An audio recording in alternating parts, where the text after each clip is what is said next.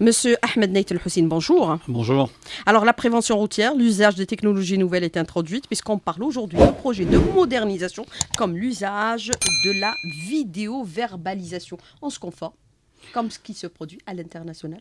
Oui, c'est la nouvelle stratégie de la DGSN qui repose essentiellement sur le concept de modernisation. Ce projet de vidéo-verbalisation a été développé en interne par la direction des services techniques de la DGSN et qui va permettre l'exploitation du système de vidéosurveillance de certaines villes, à l'instar d'Alger, Oran, Ghardaïa, Ouargla, etc., pour justement exploiter le flux vidéo pour une verbalisation à distance des contrevenants aux règles de la circulation.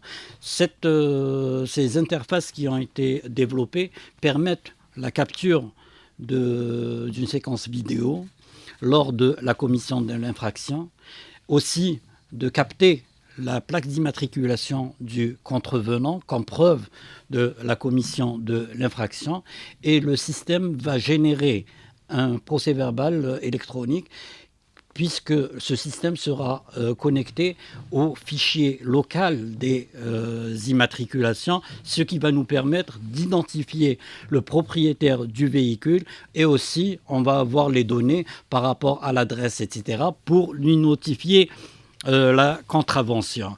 On a besoin actuellement de l'ancrage juridique, et on a veillé à ce qu'il soit introduit dans le projet de loi modifiant et complétant la loi numéro 0114 du 19 août 2001 relative à l'organisation, la sécurité et la police de la circulation routière, puisqu'il y a une nouvelle disposition qui prévoit que certaines infractions peuvent être constatées et établies à l'aide de dispositifs techniques automatisés. Pour la nature des infractions qui seront concernées par cette vidéo-verbalisation, c'est en gros les contraventions liées à l'arrêt et au stationnement.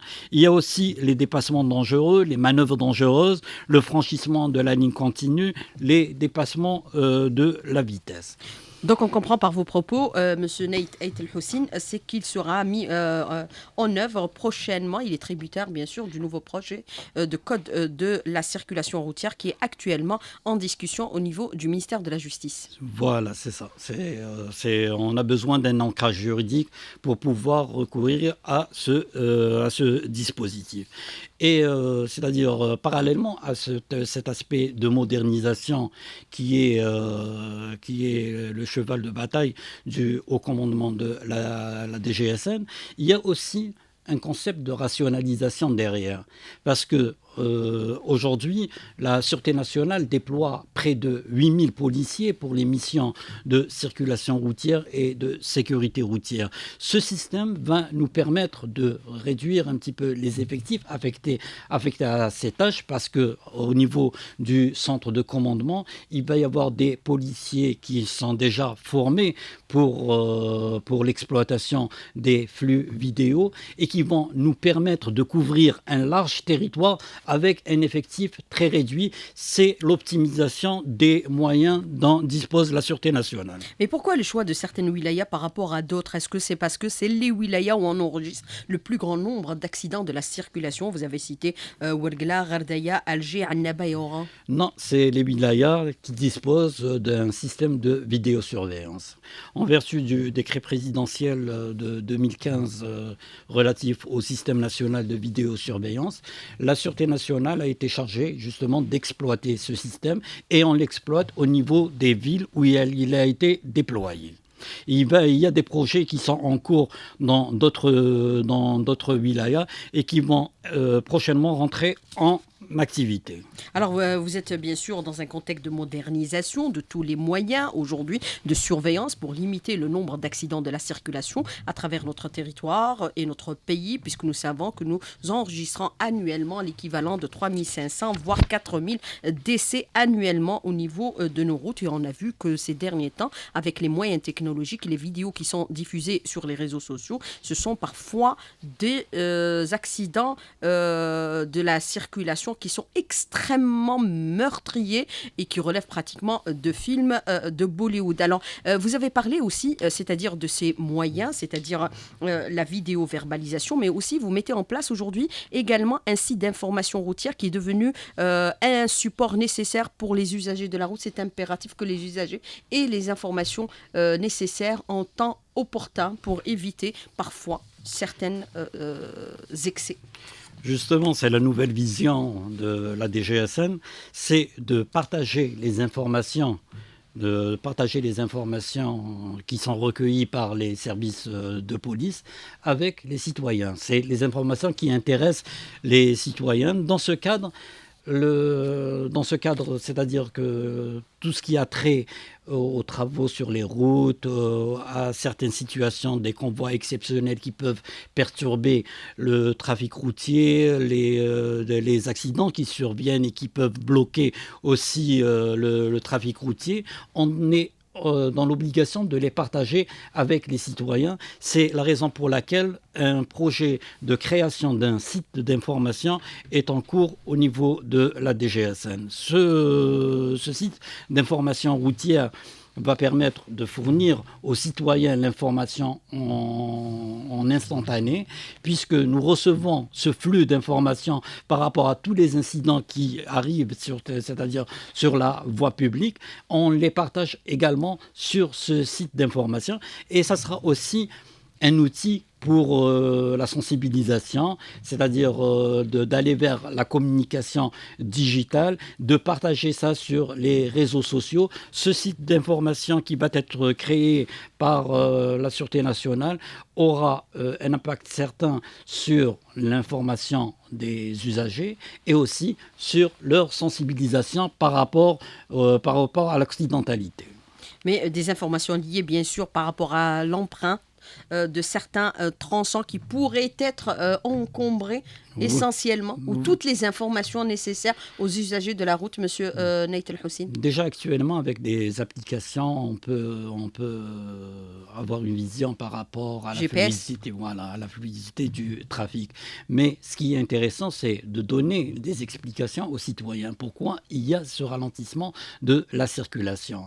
Et la Sûreté nationale dispose des moyens de collecte de toutes les données liées à l'état du trafic routier. C'est la vision de la DGSN, c'est de partager ces informations avec les usagers et de fournir l'information en temps opportun. Alors, on l'a vu aussi à travers les pays développés, aussi il y a la surveillance par les moyens aériens. Ça va être utilisé également, monsieur Ahmed Nait El Hussein, par rapport à la circulation routière, puisque vous mettez en parallèle le site d'information routière qui doit dispenser les informations en temps réel. Ces moyens aériens vont permettre justement de donner ces informations.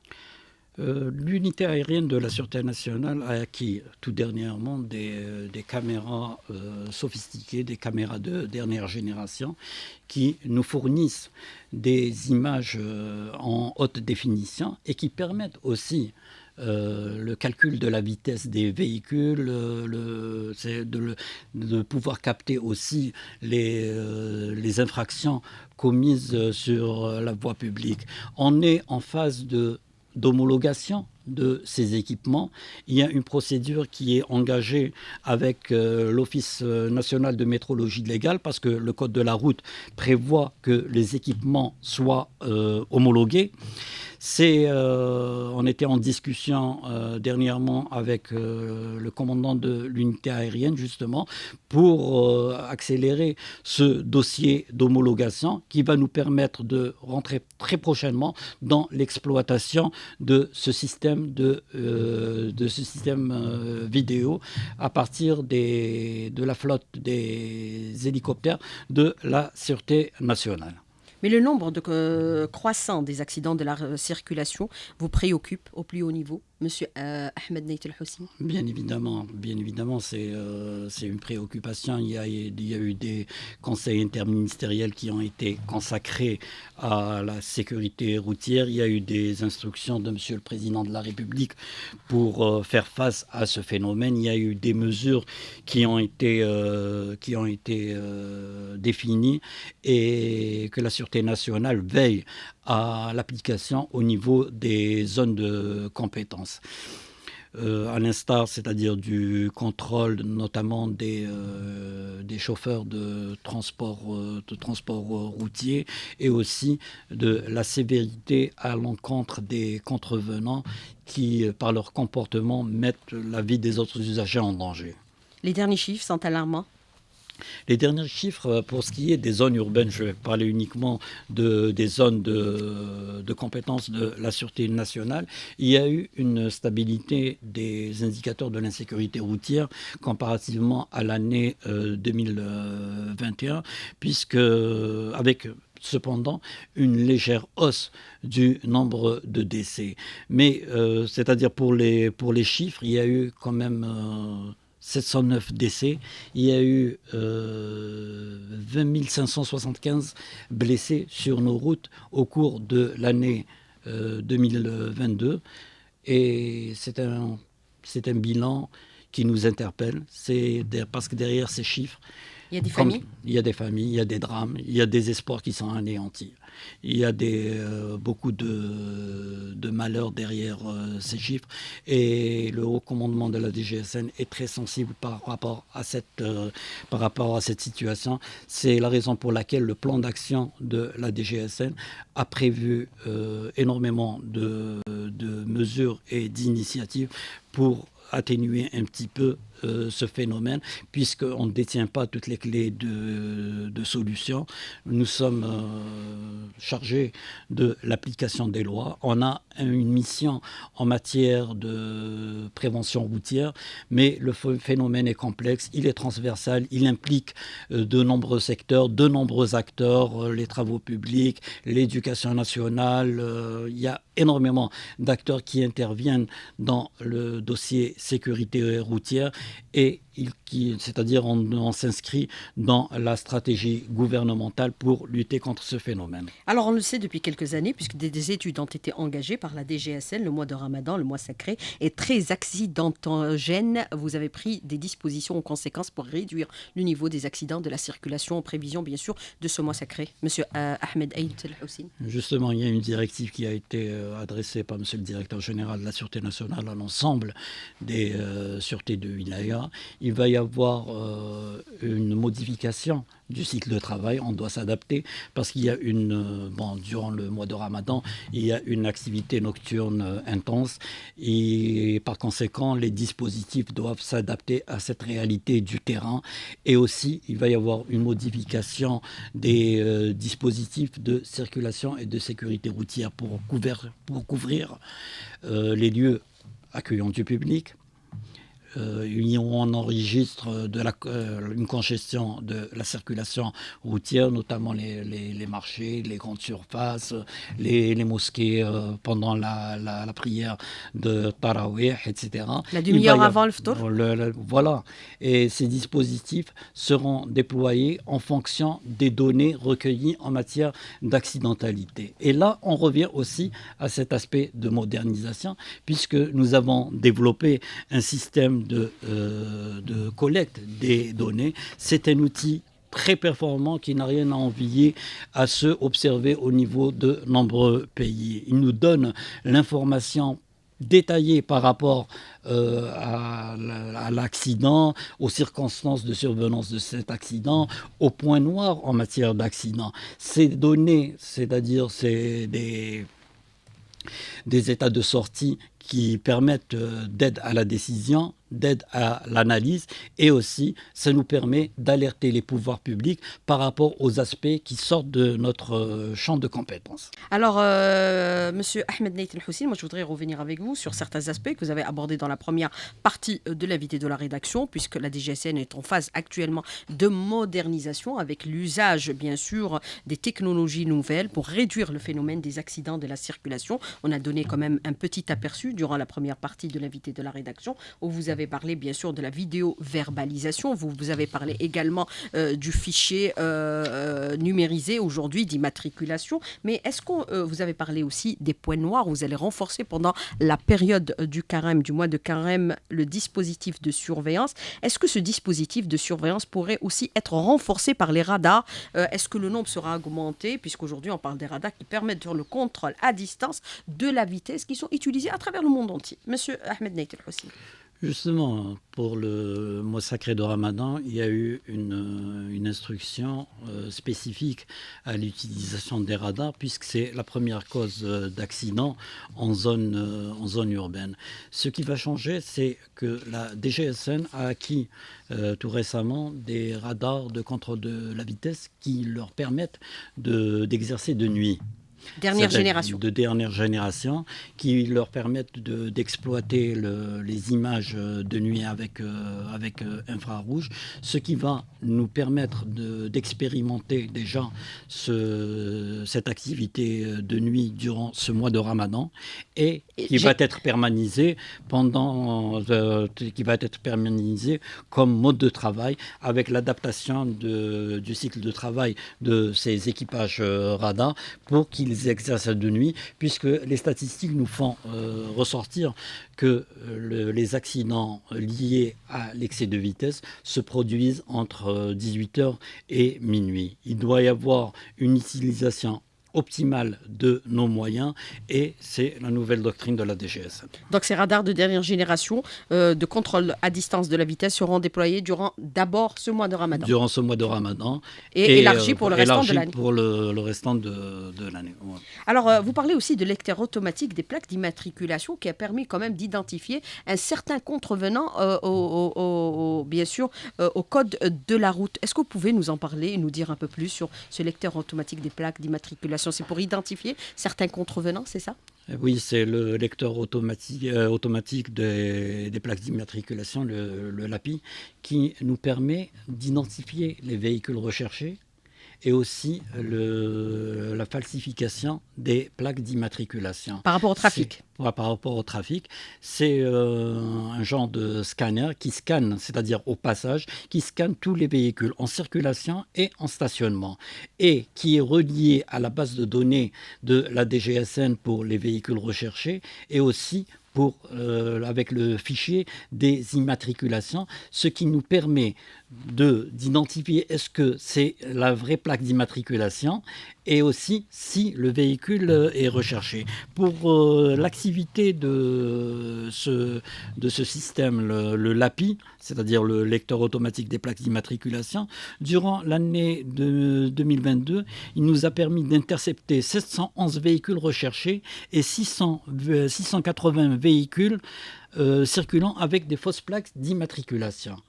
C'est un dispositif très dissuasif et aussi c'est un dispositif qui nous permet de résoudre certaines affaires liées justement au vol de véhicules, au trafic, etc. Alors, en parallèle de l'utilisation de ces moyens technologiques modernes pour réduire le nombre d'accidents de la circulation, est-ce qu'il vous est arrivé aussi, parallèlement, Monsieur Ahmed Nait El-Hossi, d'étudier les raisons essentielles des accidents de la circulation? On sait qu'en premier arrive bien sûr le facteur humain, mais il n'y a pas que cela, selon l'avis de certains automobilistes qui parfois se plaignent de certaines pratiques, par exemple, comme l'absence de plaques de signalisation, d'éclairage public ou parfois même les nids de poules quand il pleut. Monsieur Nait El-Hossi, c'est des cas que vous étudiez, que vous prenez en considération aussi?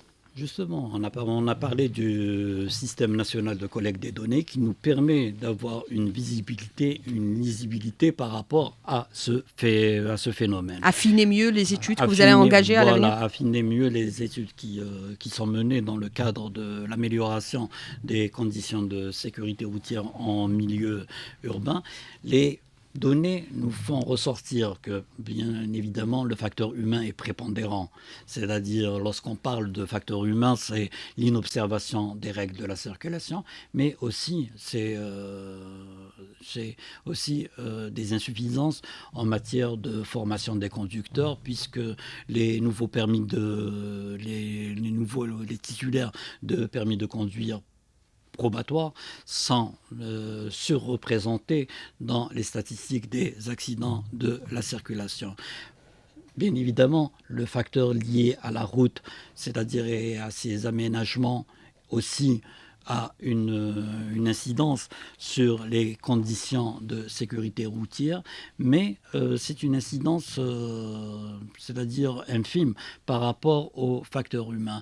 Même cet aspect lié justement au facteur route est pris en charge par la DGSN. On identifie les points noirs en matière d'accident. Et lorsqu'on parle d'un point noir, selon la définition qui est adoptée par notre pays, c'est une portion de route de 100 mètres linéaires au niveau de laquelle se sont produits 3 accidents corporels dans une seule et même année.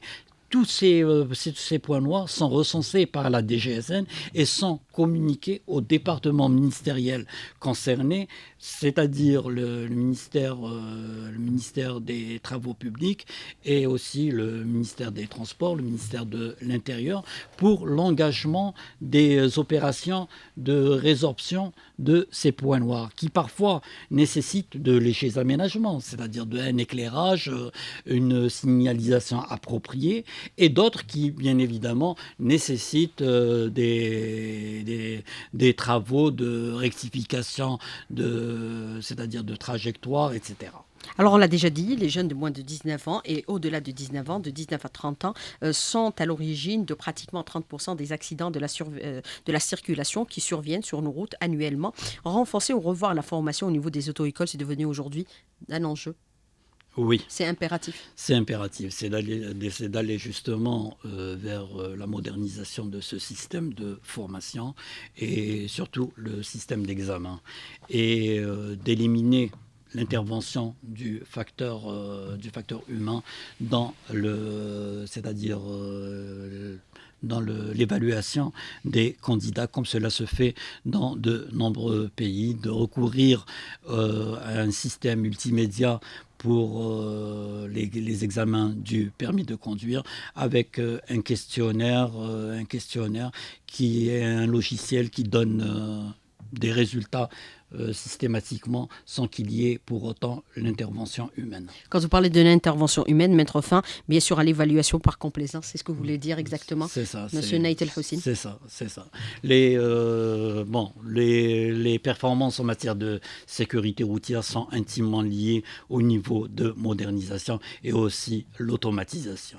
Même dans la constatation des infractions, etc., un système automatisé écarte toute possibilité de complaisance. Dans certains pays, on installe même des caméras au niveau, bien sûr, des véhicules d'évaluation pour l'octroi du permis de conduire. Alors, je voudrais revenir avec vous par rapport à ce que vous avez déclaré un instant. On parle bien sûr de la renforcement de la formation. On parle de la nécessité de réduire, bien sûr, ce phénomène des accidents de la circulation qui endeuillent l'équivalent de 4000 familles. C'est des chiffres qui sont croissants d'année en année et qui sont extrêmement meurtriers. Je voudrais revenir avec vous sur l'aspect qui concerne bien sûr certains facteurs des accidents de la circulation. Nous savons par exemple l'usage de l'alcool ou de la drogue. Les alcotests et les tests salivaires pour le dépistage de la consommation de l'alcool et de la drogue également seront mis en œuvre. Monsieur Ahmed Naït El Houssine.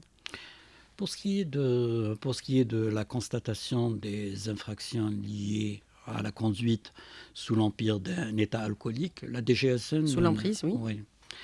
Sous l'emprise et sous l'empire aussi. C'est-à-dire c'est la terminologie qui est adoptée par le Code de la route.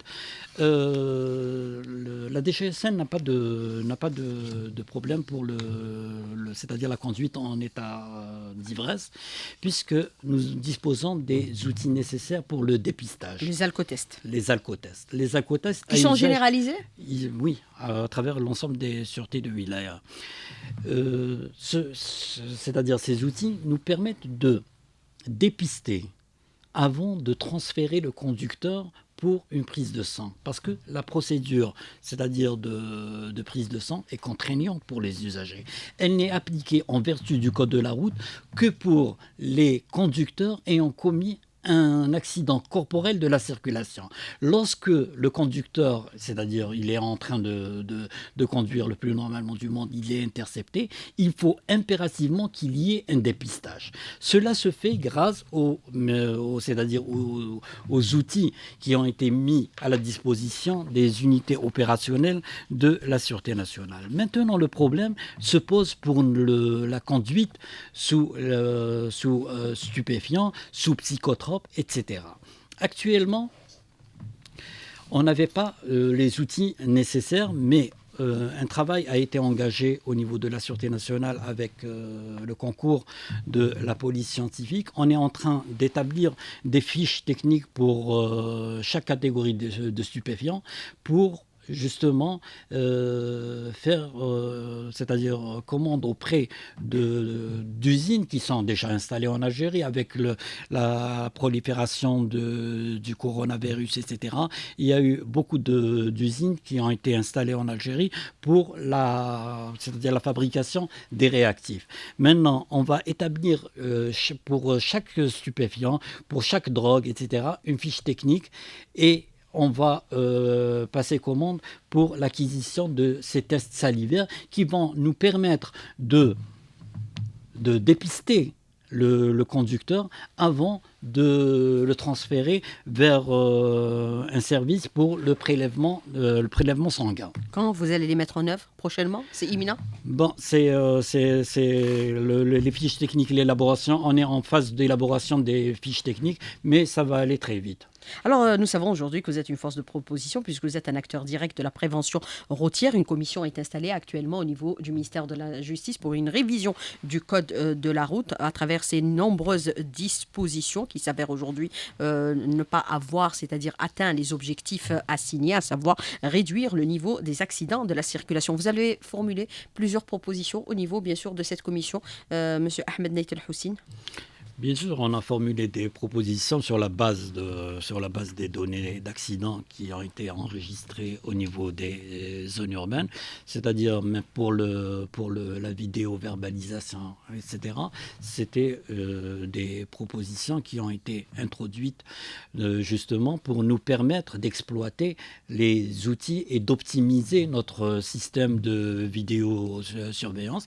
Il y a aussi des aspects qu'on constate à partir des bilans d'accidents pour un petit peu raffermir le dispositif coercitif à l'endroit de certaines infractions génératrices d'accidents, de durcir les sanctions pour avoir une plus grande dissuasion et aussi pour une plus grande coercition. Alors, autre question, vous avez parlé bien sûr de 8 000 agents qui sont déployés pour la circulation routière à travers tout le territoire national, avec l'introduction l'usage des technologies nouvelles. Bien sûr, cet effectif sera réduit, sera versé dans d'autres services, par exemple la lutte contre la criminalité sous toutes ses formes. Je voudrais aborder avec vous cette question de l'auditeur qui vous dit, à un moment donné aussi, on parlait de la mise en place au niveau de certaines grandes artères à travers le territoire national, à travers les grandes villes, bien sûr des feux tricolores les travaux avaient été entamés avec plusieurs bien sûr partenaires, notamment des partenaires étrangers. Est-ce que ça a été abandonné ou ça doit être repris aujourd'hui impérativement, Monsieur Ahmed Nait El Houssine, même si ça relève des collectivités locales? Mais pour vous, est-ce que ça sera un moyen pour soulager bien sûr le flux? Justement, l'étude qu'on a menée, c'est-à-dire pour le recensement des agents affectés à la mission de régulation de la circulation routière et le nombre de carrefours à travers le territoire national. Notre souhait, justement, c'est d'aller vers ces centres de régulation routière, ce qui va nous permettre de retirer les agents affectés à cette mission qui n'a pas, c'est-à-dire une grosse plus-value en matière de sécurité. Je préfère avoir, c'est-à-dire cet agent de régulation dans une autre mission de sécurité publique. Alors, autre question de l'auditeur qui vous dit, vous êtes le directeur de la sécurité publique, M. Naït Houssine. Il y a aussi, parallèlement à ces accidents, parfois qui sont provoqués par certains contrevenants pour des raisons de vol. Et on a vu certaines caméras qui ont été, certains films vidéo qui ont été diffusés sur les réseaux sociaux, indiquant que l'objectif était premièrement le vol par les deux roues utilisés aujourd'hui. Est-ce que vous prenez en considération ces aspects également? Parce que l'un ne va pas sans l'autre, les accidents et les vols, et bien sûr les atteintes aux personnes Oui, et à leurs biens, toutes les, à la sécurité des personnes et ouais, leurs biens. toutes les infractions qui sont commises sur la voie publique, notamment dans les villes où on dispose d'un système de vidéosurveillance, toutes les vidéos sont exploitées pour interpeller les contrevenants. Parce que là, c'est On des peut appeler le infractions. 1548 aussi. Oui, et c'est-à-dire c'est des infractions qu'on doit constater en flagrance. S'il y a un dispositif qui est sur place, on procède à l'interpellation et on a pris en considération cet aspect avec les brigades de sécurité routière. C'est les policiers qui circulent à bord de véhicules banalisés pour justement interpeller les auteurs d'infractions en circulation et aussi les dépassements qui sont enregistrés par des chauffeurs et aussi par des délinquants qui veulent procéder à des agressions ou autres délits. Alors, autre question de l'auditeur, et elles sont très nombreuses ce matin, Monsieur Ahmed Naït El-Houssine. Est-ce que, bien sûr, avec les moyens modernes, cela va mettre fin, par exemple avec ce système de vidéo-verbalisation, mettre fin aux interventions pour la restitution du permis de conduire, comme ce fut le cas par le passé? On connaît quelqu'un, il nous ramène le permis. Justement, on a parlé de cet aspect, ce phénomène c'est-à-dire ce phénomène de complaisance a été observé dans de nombreux pays, même des pays développés. Ce qui a mis fin justement à cet état de fait, c'est la modernisation. Le système de vidéosurveillance, il capte l'immatriculation, il capte le véhicule lors de la commission de l'infraction. Le système génère automatiquement un PV de constatation. Il ne peut pas y avoir de complaisance dans ce système. On met fin, bien sûr, à l'intervention humaine. Alors, modernisation rime également avec formation, la nécessité de former les agents de la prévention routière sur ces nouveaux mécanismes, Monsieur Naït El-Houssine, les technologies nouvelles, qui sont devenues Oui, indispensables à notre vie de tous les jours, puisque même quand on se déplace, on utilise le GPS aujourd'hui. justement, ces projets de modernisation sont menés de concert avec la direction de la formation de la DGSN. On travaille constamment en commission avec bien évidemment les directions métiers et aussi la direction de la formation, la direction de l'administration générale. C'est une stratégie coordonnée, c'est une stratégie concertée qui implique les différents intervenants au sein de l'institution et avec un plan d'action pour arriver à des objectifs. Le directeur de la formation, il est au fait de toutes les actions de modernisation et de tous les aspects métiers et qui sont pris en charge dans le cadre de la formation.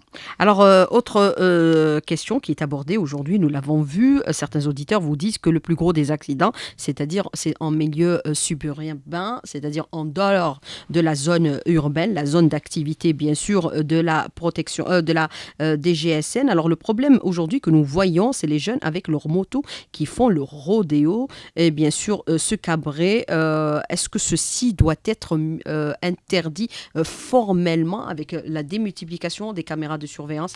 Est-ce que vous pouvez agir en temps réel, Monsieur Naït El-Houssine? En temps réel, ce n'est pas possible de réagir par rapport à toutes les infractions. Il y a des dispositifs d'interception qui sont sur route et des alertes qui sont données par le centre de commandement. Et généralement, le gros des infractions qui sont commises sont réprimées par les dispositifs qui ont été mis en place par la Sûreté nationale. Bien sûr, il parle du rodéo sauvage en plein centre-ville, avec bien sûr tous les désagréments que cela pourrait générer, comme par exemple le bruit des motos. Alors les deux roues sans casque, c'est strictement interdit. Il faut le dire et le redire et le dire encore une fois, Monsieur Nait El Houssine, le répéter sans cesse. Oui. L'utilisation de la moto déjà, c'est un phénomène émergent. Il y a énormément de jeunes qui ont recours à ce mode de transport, puisqu'il est, bon, pour des raisons économiques, l'accès à la moto est presque à la portée de beaucoup de jeunes. Et aussi, il y a l'aspect lié à la congestion de la circulation routière au niveau des grandes villes qui oriente de nombreux usagers à l'utilisation de la moto. C'est un phénomène relativement récent pour lequel les actions de répression ne suffisent pas. Il faut qu'il y ait aussi de la sensibilisation et des campagnes d'information. C'est l'ambition de la DGSN à travers le site d'information routière qu'on va développer pour vulgariser un petit peu les risques liés à l'utilisation des deux roues et aussi c'est-à-dire de mettre en ligne des vidéos qui sont recueillies par le système de vidéosurveillance dans le cadre de la prévention et de la sensibilisation pour montrer aux usagers les dangers réels de l'utilisation des deux roues, notamment pour les jeunes téméraires qui ont recours au rodéo, etc. S'agit-il aujourd'hui de l'extension du système LAPI, Monsieur Ahmed Nait El Houssine, c'est-à-dire les moyens technologiques? Pardon, C'est l'extension de tous les moyens technologiques à travers tout le territoire national, c'est-à-dire l'usage de ces moyens à travers, bien sûr, tous les dispositifs que vous avez énumérés ce matin, Monsieur Ahmed Nait El Houssine. Non, pour ce qui est des radars, le LAPI, etc., le système de collecte des données, ça couvre les 58 sûretés de wilaya. Il reste uniquement le projet de vidéo-verbalisation qui va être exploité au niveau des villes qui ont des systèmes de vidéosurveillance. Et souvent, on entend bien sûr les hélicoptères en train de voler et de survoler certains tronçons autoroutiers. On commence à s'y habituer aujourd'hui, Monsieur Ahmed Nait El Houssine. Alors, autre question de l'auditeur qui vous dit, parfois, dans certaines villes, les grandes villes, comme à Oran, l'application des règles du code de la route laisse à désirer. Les feux tricolores, les stops, les priorités ne sont pas respectées au vu et au su de tous. Comment agir? Est-ce qu'il faudrait aussi travailler en direction des conducteurs, essentiellement, enseigner la prévention routière en milieu scolaire? C'est fondamental, parce que le comportement routier, ça relève du civisme. Voilà, Respecter les autres. Et c'est tout au long de la vie. On commence c'est des actes de au civisme. niveau de l'école, et après c'est les auto-écoles, etc. C'est une actualisation des connaissances tout au long de la vie, avec des campagnes de sensibilisation, des campagnes de prévention routière, etc., pour pouvoir modifier les comportements. C'est des actes de citoyenneté. Voilà. Alors, l'état des routes catastrophique contribue grandement au bilan macabre des accidents de la route, et on n'en parle pas assez. Certaines routes sont de véritables coupe-gorge. C'est criminel. C'est bien sûr le commentaire de l'auditeur. Monsieur Ahmed Nait El Houssine, puisque vous avez dit on prend en considération tous ces aspects, on parle même des points noirs. Oui, c'est-à-dire le facteur route est pris en charge, il est signalé. Et bon, les statistiques, contrairement à ce qui est avancé, font ressortir que le facteur humain, même si on est sur une route non praticable, c'est-à-dire c'est le comportement qui doit être adapté à l'état de la route et non le contraire. Justement, lorsqu'on parle du facteur humain, c'est cette perspicacité des conducteurs, c'est cet aspect qui est mis en relief. Est-ce qu'il faut mettre en place, par exemple, en milieu urbain, des pistes cyclables? Est-ce que ça pourrait être envisagé aujourd'hui? Ça peut être envisagé. Il pourrait être emprunté par les motocyclistes. Puisque maintenant, il y a la livraison aussi à domicile qui fait des ravages. C'est plus pour les motocyclistes. pour Oui. les motocyclistes. Bon, la topographie notamment de certaines villes permettent de recourir à cette bande cycliste. Mais il y a comme à Alger, c'est un peu difficile d'envisager, c'est-à-dire Ça ne avec prend pas beaucoup d'espace. On pourrait les C'est envisager pour certains tronçons pour, autoroutiers, pour puisqu'on commence à voir des des personnes qui routiers. prennent la bicyclette, des Oui, femmes notamment. Une collègue à nous, à la radio nationale. oui. C'est envisageable, mais pas sur tous les tronçons, notamment au niveau des grandes villes. Monsieur Ahmed Naït El Hossein, merci d'avoir répondu à nos questions et d'avoir été en direct avec nous ce matin dans le studio. Merci beaucoup. Bonne journée. À bientôt.